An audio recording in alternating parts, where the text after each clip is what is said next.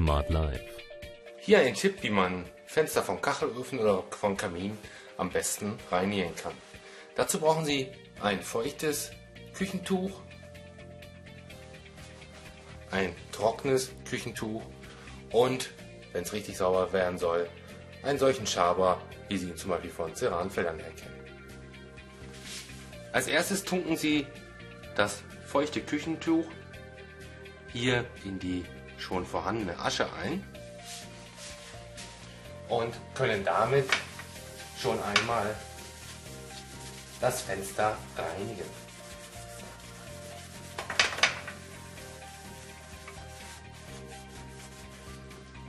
Wenn Sie jetzt mit der anderen sauberen, feuchten Seite drüber gehen, das Ganze noch einmal trocken nachwischen, dann sehen Sie, ist schon fast das komplette Fenster entsprechend sauber.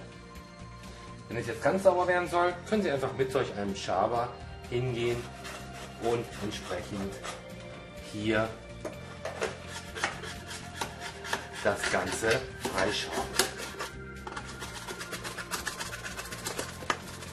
Sie sehen schon, der Schaber wieder einfacher.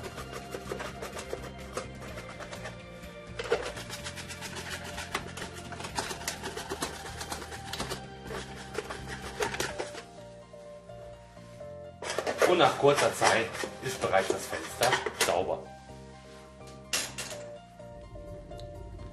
Jetzt können Sie wieder das Feuer in voller Pracht genießen.